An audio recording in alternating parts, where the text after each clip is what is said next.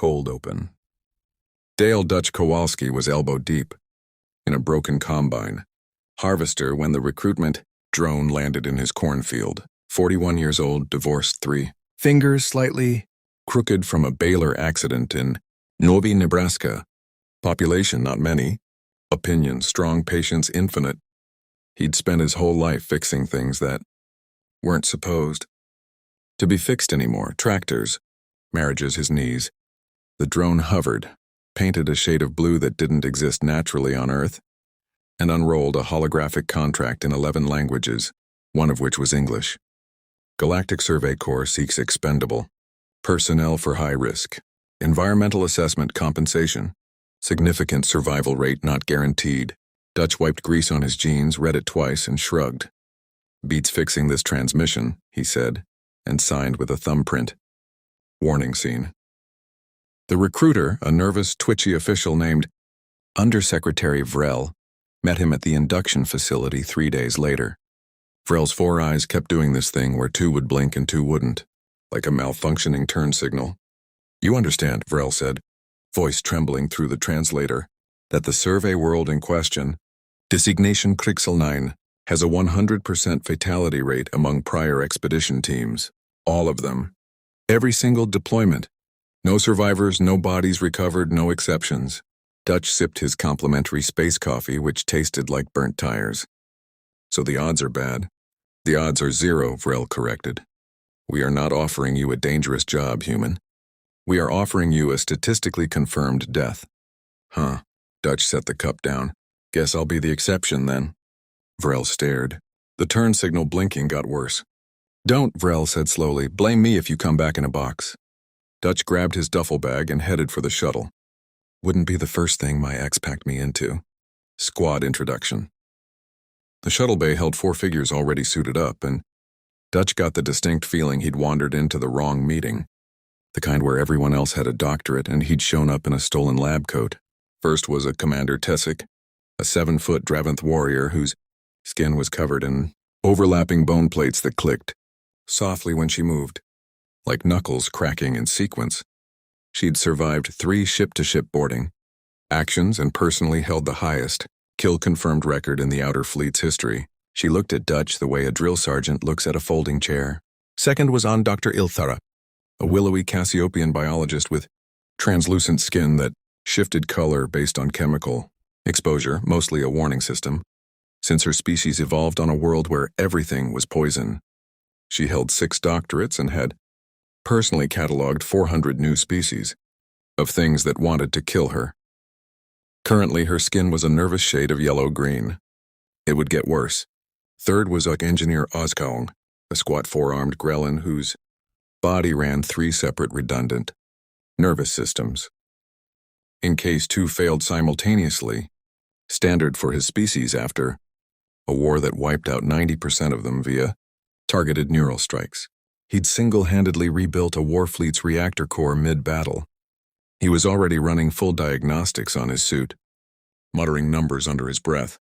Fourth was Specialist Nim, small, quick, covered in fine iridescent scales that could shift to mimic any surface she touched. The galaxy's top infiltration expert, credited with 40 successful Black Ops extractions from worlds that, on paper, should have killed her instantly. And then there was Dutch. No bone plates, no color-shifting skin, no redundant nervous system, no scales.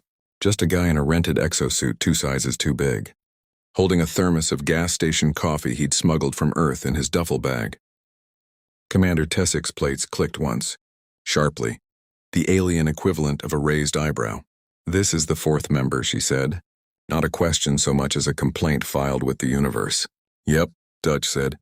Dutch, nice to meet you all. He has no biological countermeasures, Ilthara said, skin flickering a deeper yellow. No armor plating. No redundancy systems. No camouflage capability. What precisely does he do? Dutch considered this seriously. I fix stuff, he said. And I don't die easy. Mostly out of spite. Nobody laughed. Nobody was sure it was a joke. Comedy escalation loop. Krixel 9's atmosphere, Ilthara announced during pre-flight briefing, contains a suspended particulate that induces respiratory necrosis within 90 Seconds of unfiltered exposure. Dutch nodded slowly. So like a real bad dust storm. It will dissolve your lungs. Yeah, that's a Nebraska dust storm in April. We just don't go outside. Without a bandana. Tessik's plates clicked in a full row, top to bottom. A cloth. You survive lung-dissolving particulate with cloth. Usually. Sometimes it's just a real dirty week. The planet's gravity fluctuates unpredictably, Ozg reported. Running a hand, one of 4, across a diagnostic panel. Localized spikes of up to 4 times standard. Enough to collapse a standard skeletal structure instantly. So it's a hill, Dutch said. Some days steeper than others. It is not a hill. It is physics rebelling. I grew up on a farm with a hill behind the barn. Some mornings my knees agreed with me, some mornings they didn't. Same principle. Ozg went very quiet and ran the diagnostic again. There is a native predator species, Nim said. Scales rippling nervously. Capable of camouflaging as terrain. Ambushing at speeds exceeding 200 kilometers per hour. With a bite force sufficient to sever reinforced titanium. Dutch scratched his chin. So, a coyote that got real serious about its diet. It is not a coyote. Buddy, I've lost 2 dogs and a chicken coop to something. In the tree line that I never once saw coming. Camouflage predator with an attitude problem. Sounds familiar. Ilthara's skin cycled through 3 warning colors. Your planet has combat coyotes? We just call it Tuesday. The temperature drops 90 degrees within minutes after sunset. Tessik stated. Sudden thermal shock has killed entire expedition teams caught unprepared. Ah, Dutch said. Desert nights. Same thing happens in Arizona. You bring a jacket, you're fine.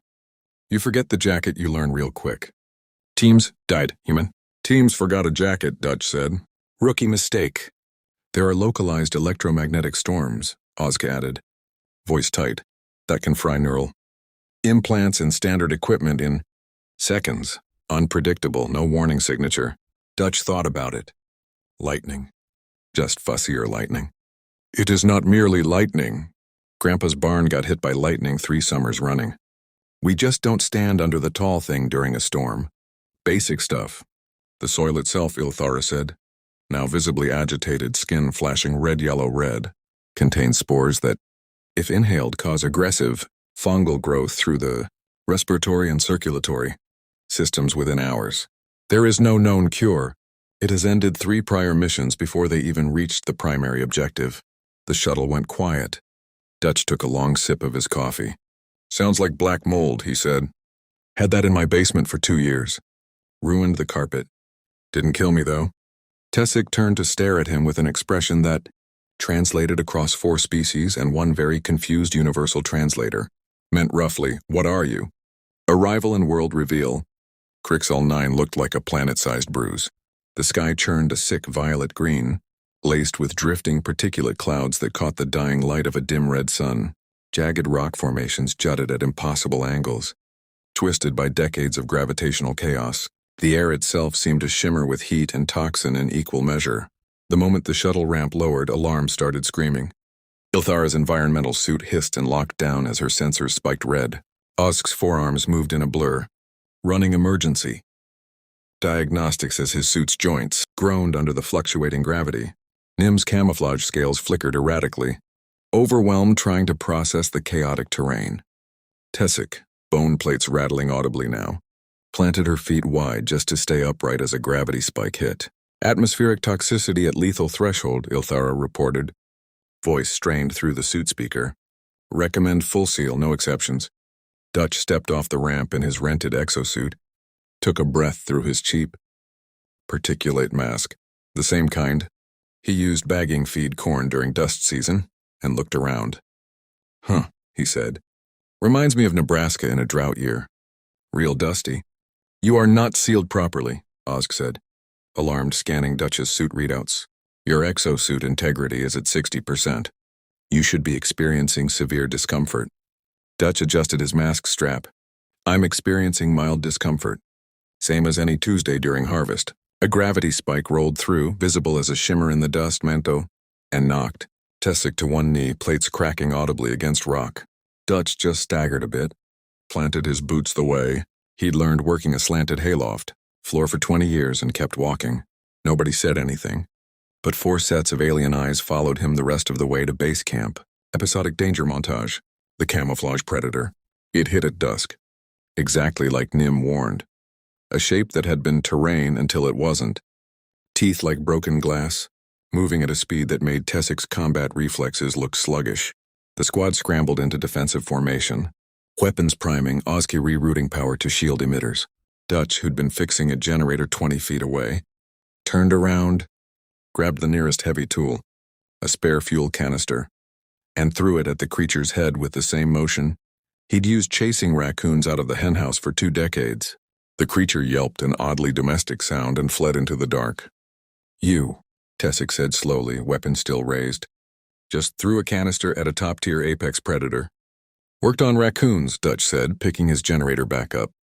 "Bigger raccoon, bigger can." The gravity storm. A major gravity spike hit camp, 4 times standard, according to Osk's shrieking instruments. Equipment crashed to the ground. Tessik's bone plates ground together painfully. Ilthara collapsed, unable to stand. Dutch, mid-repair on the water filtration unit, simply crouched low, wide stance, one hand braced on the ground. The exact posture he used working a steep hillside pasture back home, and kept turning his wrench. "How?" Osk gasped from the ground. Forearms splayed for balance. "Are you still working?" "Bad hip," Dutch said. "Learned to work low a long time ago. Doctor kept telling me to retire.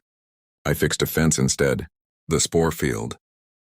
They found the spore field exactly where Ilthar's scans predicted, in a low valley, shrouded in fine, drifting particulate that had ended 3 prior expeditions.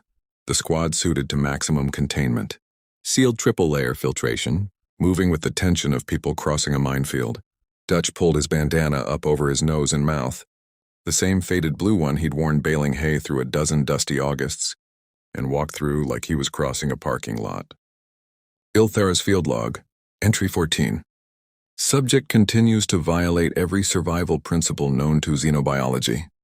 His error rate should statistically place him among the deceased 3, separate times over. He remains instead mildly bored. I am beginning to suspect our models are incomplete, possibly catastrophically incomplete. They made it through without incident. Dutch complained the spores made his eyes itch, like cutting onions, and that was the extent of the damage report. Day 10, the electromagnetic storm. The big one hit without warning, just like Osk predicted, an electromagnetic storm that fried 2 drones instantly and dropped Nim's camouflage systems to 0, leaving her exposed and panicking, in open terrain as the predator.